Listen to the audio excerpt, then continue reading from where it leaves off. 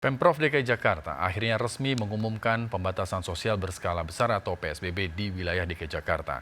Ini dilakukan guna memutus rantai penularan COVID-19. Kebijakan ini berdampak pada pembatasan operasional transportasi publik di Jakarta. Lalu seperti apa mekanisme pembatasan operasional transportasi publik dan apa tanggapan warga terkait penerapan pembatasan sosial berskala besar di wilayah DKI Jakarta? Informasinya kami sajikan dalam laporan khas Vlogansa bersama Armalina.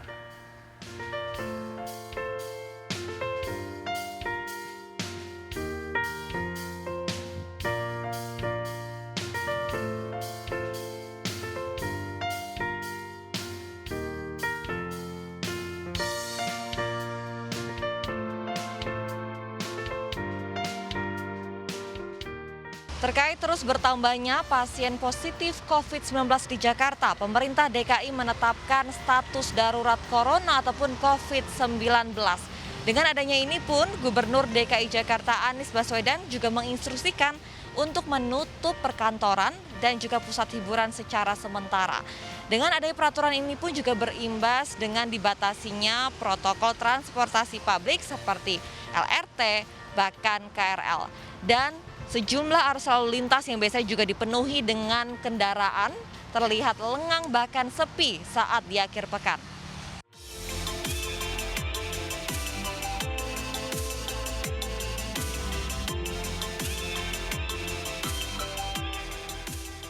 Di Indonesia, jumlah kasus COVID-19 terinfeksi menembus lebih dari 3.200 jiwa. Lebih dari 300 orang meninggal dunia dan lebih dari 250 orang dinyatakan sembuh. Sementara angka kasus virus corona di dunia menembus lebih dari 1,6 juta jiwa. Angka kematian kini mencapai lebih dari 95.000 jiwa dan pasien sembuh menembus 356.000 orang. Selain berdampak terhadap perekonomian dunia, pandemi virus corona juga berdampak pada situasi transportasi publik termasuk Indonesia, khususnya DKI Jakarta.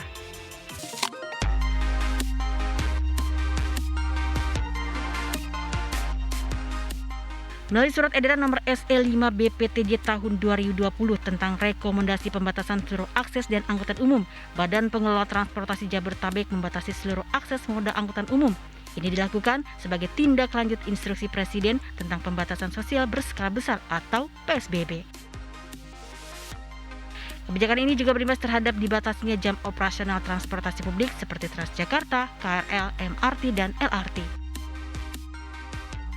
Untuk jam operasional MRT, kini hanya dibatasi mulai pukul 6 pagi hingga pukul 6 sore. Headway atau jarak antar kereta juga diberlakukan 20 menit untuk setiap kereta. Jika biasanya sejumlah rute Transjakarta beroperasi hingga 24 jam, kini dikurangi jam operasional Transjakarta dimulai pukul 6 pagi hingga pukul 18 waktu Indonesia Barat. Angkutan malam hari juga akan ditiadakan. Kapasitas setiap bus juga dibatasi. Bus gandeng dari 150 jadi 60 pelanggan per satu bus.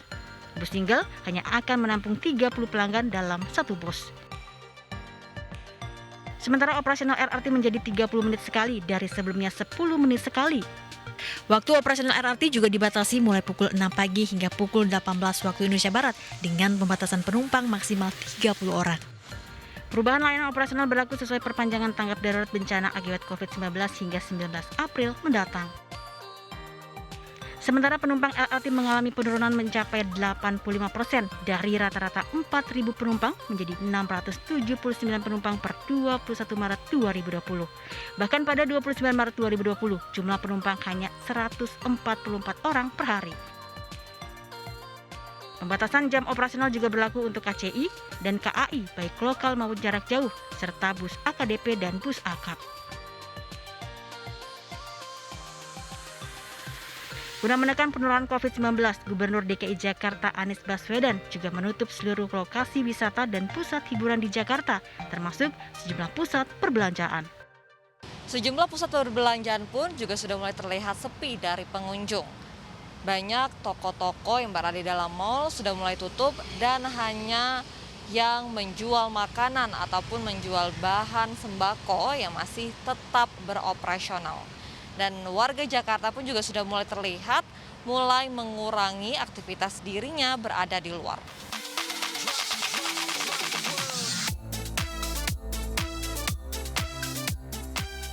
Sementara itu, Direktorat Lalu Lintas Polda Metro Jaya akan melakukan rekayasa lalu lintas sebagai wilayah dengan pembatasan sosial berskala besar.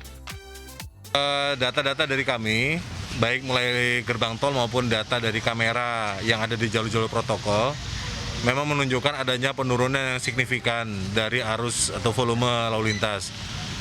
Sampai dengan hari ini sudah himbauan pemerintah sudah berjalan kurang lebih hampir 3 minggu, volume lalu lintas bahkan menurun hingga 70% dari hari-hari biasanya.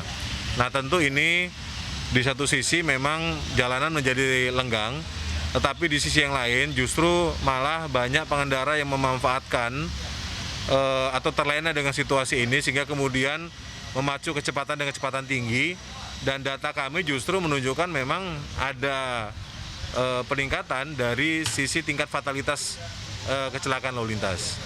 Oleh sebab itu tentu kami menghimbau kepada para pemakai jalan, para pengguna jalan agar mematuhi batas kecepatan, mematuhi rambu-rambu lalu lintas sehingga walaupun situasi lalu lintas ini memang cenderung sepi, tetapi para pengguna jalan tetap mematuhi aturan yang berlaku. Sudah di Lantas akan melakukan rencana-rencana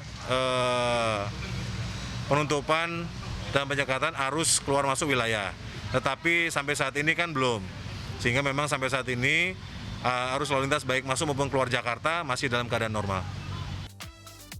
Data dari Dirlantas Polda Metro Jaya, dalam 3 minggu terakhir, arus lalu lintas di DKI Jakarta mengalami penurunan mencapai 70%.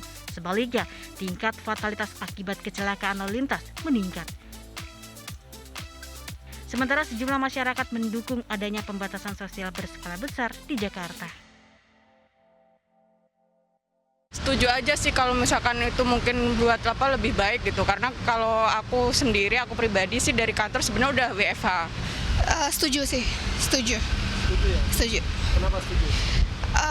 Supaya tidak semakin sedikit orang-orang yang akan terkena COVID ini. Jadi orang-orang lebih baik stay at home aja gitu.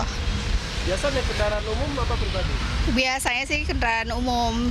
Apa kendaraan? Biasanya ojek online atau enggak Transjakarta.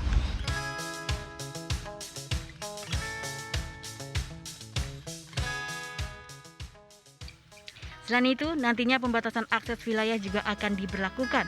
Di wilayah selatan akan dilakukan di pintu tol Ciawi Bogor, jalur alternatif Cianjur Bandung melalui jalan alternatif Cibubur, serta jalan raya Bogor setelah Cibinong dan jalan raya Parung. Sedangkan penutupan akses tol menuju arah timur, yakni pintu masuk tol Kopo dan arah Purwakarta dan Cipularang, dan semua ruas tol Jakarta Cikampek.